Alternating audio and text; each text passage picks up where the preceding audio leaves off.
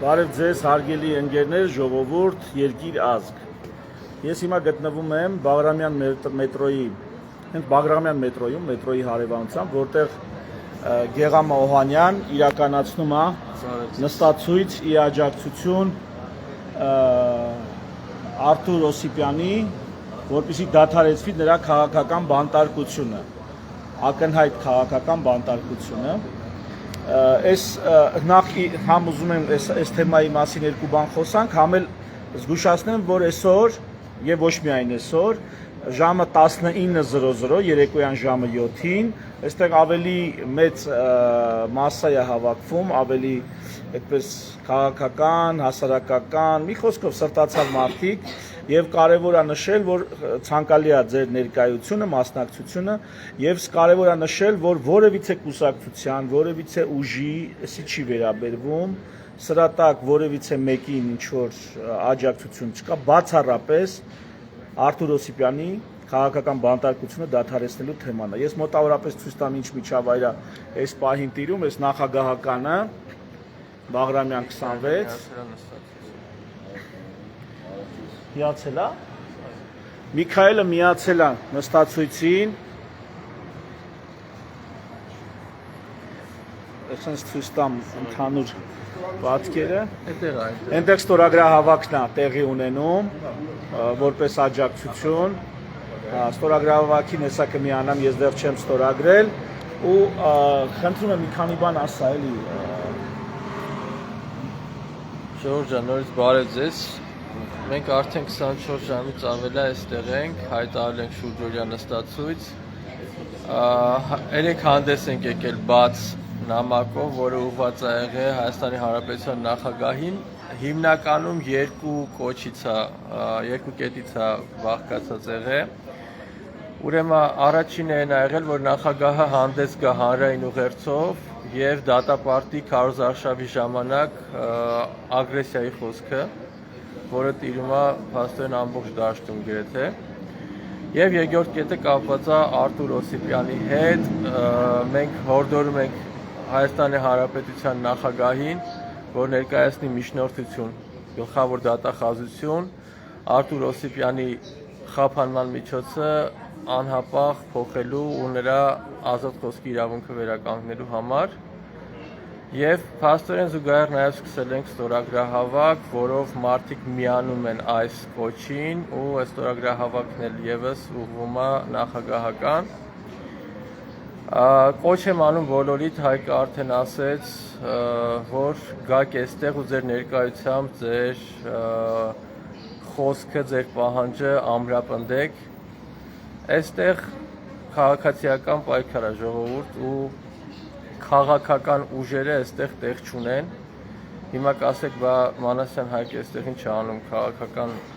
դաշտի ներկայացուցիչը, քաղաքական դաշտի ներկայացուցիչները եւս քաղաքացիներ են Հայաստանի Հանրապետության ու իրավունք ունեն ու ցանկալի է, որ մասնակցեն ու սատարեն այս պահանջին, բայց այստեղ չի կարող տեղի ունենալ քաղաքական որևէ քարոզ, որևէ ուժ չի կարող այստեղ գալ իր դրոշակներով, իր շապիկներով ու իր քարոզչական խոսույթով։ Այս պահանջը արդեն 24 ժամից ավել է պահվում է։ Ես տարբեր ուժերում ունեմ ընկերներ, Հայկ ջան, ու բոլորը պահում են այս իմ խնդրանքը, բոլորը գալիս են, բացառապես պահանջի շրջանակներում ներկա են գտնվում, ինչի համար շնորհակալ եմ իմ ընկերներին ու նաև ձեզ եմ հորդորում, ժողովուրդ ջան, ներկա գտնվեք, խնդրում եմ, մենք մեր քանակով կարանք ճնշենք ու խնդիր լուծենք այստեղ, ես հավատում եմ։ Երկու բառով էլ ես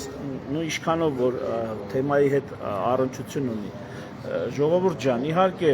գիտենք, որ այտենց ամենակարևոր իրավունքներից է կյանքի իրավունքը, խոշտանգումի ձեռք լինելու իրավունքը, բայց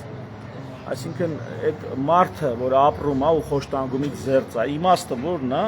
ինձ թվում է իմաստը ինքնաարտահայտումն է, այսինքն ամենամեծ ազատությունը, որ մարդ ունի, դա ինքնաարտահայտվելու ազատությունն է։ Դա կլինի խոսքի ձևով, դա կլինի ստեղծագործելու, արարելու ձևով, դա կլինի իր աշխատանքը, իր գիտելիքը ծախելու, շուկա հանելու ձևով, այսինքն ինքնաարտահայտվելու իրավունքը ազատ շուկայի հիմքն է, խոսքի ազատության հիմքն է, համոզմունքների դավանանքի, խղճի ազատության հիմքն է, այդ ամեն ինչի հիմքը կոնցեպտուալ ինքնաարտահայտման իրավունքն է։ Եվ եթե մի ժողովուրդ, մի ազգ ինքնաարտահայտման ազատություն չունի, ինքնաարտահայտման իրավունքը նրա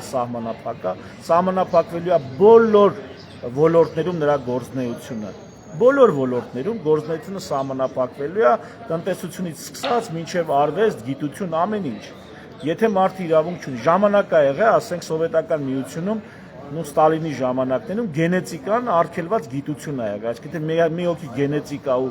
գենետիկայով ինչ որ բաներ ա ապացուցում կամ պարզաբանում, իրավունք չունի արտահայտվելու։ Սուս ինքը պետք է հասկանա ու իր մեջ պահի, այսպես ասած։ Հիմա մենք ըստ էության կարևոր խնդիր ունենք քաղաքականապես հասունանալու, քաղաքականապես պատրաստվելու ու քաղաքական մտքի հեղինակներին, քաղաքական խոսք հնչեցնողներին այդ միանգամից բանը պատժի են ենթարկում, թե ինչա դու գրել ես բմբուլները քամուն կտամ։ Դպրոցում էդի սովորում ենք, որ էվոլյուցիա ինչ որ փուլից բմբուլավոր էակները մի կողմի վրա են զարգացել, թեփուկավորները մի կողմի վրա, մազ ունեցողները, մաշկ մազ ունեցողները մի կողմի վրա։ Ու երբ որ մարդու հասցեին տես բանա գրվում, կարելի է կարճ ու արագ հասկանալ, որ խոսքը վերաբերում է փոխաբերական կամ նկարագրական կամ չգիտեմ, այլ ամենևին բռնության կոչ չի։ Բայց այսօր մարդուն նստեցրել են նրա համար, որ բմբուլները այդ քամուն կտամ արտահայտությունը որպես բռնության կոչ են ձևակերպում, չգիտեմ, որտեվ կենսաբանության դասերից բացակայել են կամ անցել են, բայց չեն հիշում։ Մի խոսքով կարճ կապեմ, այսօր 15-րդ օրն է, որ Արտուր Օսիպյանը հացադուլա հայտարար է։ Այսօր 15-րդ օրն է, որ Արտուրին մեղադրում են, որ չի զոհվել։ Մի խոսքով, այս ամբողջը պետքա փոխվի, սենց չի կարա լինի։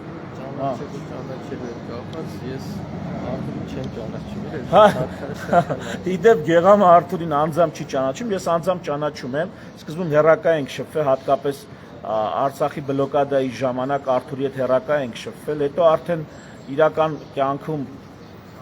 հանգամանքների բերումով ծանոթացել ենք, մի քանի անգամ հանդիպել ենք, ժողովուրդ Արտուրի վրա չի կարա, նույնիսկ չգիտեմ, ոչ քրեական, չգիտեմ, հետապնդում չի կարա ըլնի, ուր մնաց քրեական հետնաբնդում, ձերբակալությունով ու կալանքով։ Մի խոսքով, ժամը 7-ին մետրո 7-ից սկսած մետրո բարեկամություն, ժողովուրդ ջան, բացառապես ոչ կուսակցական, բացառապես ոչ ինչ-որ թիմային, այլ բուն գաղափարի։ Ես իմ ընկալումն եմ ասում, մարդը պիտի ունենա ազատ ինքնաարտահայտման իրավունք։ Ու վերջ։ Շնորհակալություն ուշադրության համար, մինչ հանդիպում, մինչ իրական հանդիպում։